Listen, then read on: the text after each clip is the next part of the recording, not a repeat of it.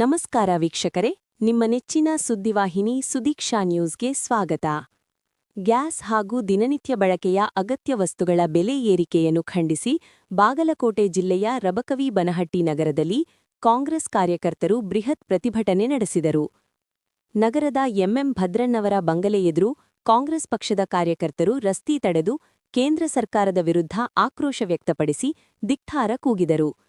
Gas ಸೇರಿದಂತೆ ಅಗತ್ಯ ವಸ್ತುಗಳ ಬೆಲೆ ಏರಿಕೆಯಿಂದ ಸಾಮಾನ್ಯ ಜನತೆ ಸಂಕಷ್ಟ ಅನುಭವಿಸುತ್ತಿದ್ದಾರೆ ಎಂದು ಪ್ರತಿಭಟನಾಕಾರರು ಆರೋಪಿಸಿದರು.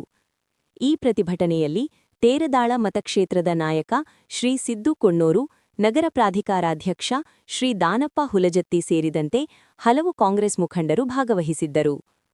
ಗ್ಯಾಸ್ ಮತ್ತು ದಿನಬಳಕೆಯ ಅಗತ್ಯ ವಸ್ತುಗಳ ಬೆಲೆಗಳನ್ನು ತಕ್ಷಣ ಇಳಿಸಿ ಬಡ ಹಾಗೂ ಸಾಮಾನ್ಯ ಜನರಿಗೆ ನೆರವಾಗುವಂತೆ ಕ್ರಮ ಕೈಗೊಳ್ಳಬೇಕು ಎಂದು ಆಗ್ರಹಿಸಿ ರಬಕವಿ ಬನಹಟ್ಟಿ ತಹಶೀಲ್ದಾರರಿಗೆ ಮನವಿ ಸಲ್ಲಿಸಲಾಯಿತು.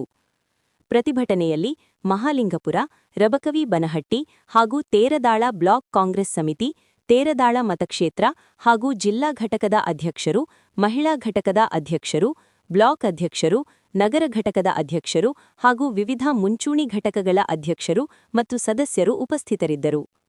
ಇಂದು ಹೆಚ್ಚಿನ ಸುದ್ದಿಗಳಿಗಾಗಿ ನೀವು ನೋಡ್ತಾ ಇರಿ ಸುದೀಕ್ಷಾ ನ್ಯೂಸ್ ಕನ್ನಡ. ಸತ್ಯದ ಧ್ವನಿ, ಧೈರ್ಯದ ಹೋರಾಟ. ಧನ್ಯವಾದಗಳು. ಇವತ್ತಿನ ದಿವಸ ಬೆಲೆ ಏರಿಕೆ ಬದಲು ನಮ್ಮ ತೇರದಾಳ ಮತಕ್ಷೇತ್ರದಿಂದ ಎಲ್ಲ ನನ್ನ ಅಕ್ಕ ತಂಗಿಯರು ಈ ಗ್ಯಾಸ್ ಏರಿಸಿದಕ್ಕೆ, ಸಿಲಿಂಡರ್ ಹೆಚ್ಚಳ ಮಾಡಿದಕ್ಕೆ ಎಲ್ಲರೂ ಇವತ್ತು ಸ್ಟ್ರೈಕ್ ಮಾಡ್ತಾ ಇದ್ದಾರೆ. ಯಾಕೆ ಮಾಡಾಕತ್ತಾರೆ ಅಂದ್ರೆ ದೀನ ದಲಿತರಿರ್ಬೋದು, ಬಡವರು ಇರ್ಬೋದು, ಎಲ್ಲ ವರ್ಗದವ್ರಿಗೂ ಈ ಬಿಜೆಪಿ ಅವರು ಒಂಥರ ಆಟ ಆಡಿದಂಗೆ ಮಾಡಾಕತ್ತಾರೆ.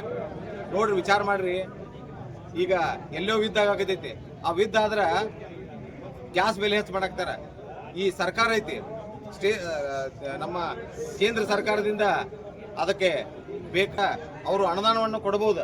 ಯಾಕಂದ್ರೆ ಮೊನ್ನೆ ನೋಡಿದ್ರಿ ನೀವು, ನಮ್ಮಲ್ಲಿ ರೈತ ಸಂಘ ಸ್ಟ್ರೈಕ್ ಇದ್ದಾಗ ಏನಾತ ಅನ್ನೋದು, ಸ್ಟ್ರೈಕ್ ಮಾಡಿದಾಗ ನಮ್ಮ ಬೆಲೆ ಏರ್ಸತ್ತೇಳಿ ರೈತರು ಸ್ಟ್ರೈಕ್ ಮಾಡಿದಾಗ 50 ರೂಪಾಯಿ ಸಿದ್ದರಾಮಯ್ಯ ಸಾಹೇಬರು ಕೊಟ್ರು. ಯಾಕೆ ಕೊಟ್ರು? ಫ್ಯಾಕ್ಟರಿ ಅವ್ರಿಗೂ ಅನುಕೂಲ ಆಗಲಿ, ರೈತರಿಗೂ ಅನುಕೂಲ ಆಗಲಿ ಅನ್ನೋ ಉದ್ದೇಶದಿಂದ ಕೊಟ್ರು.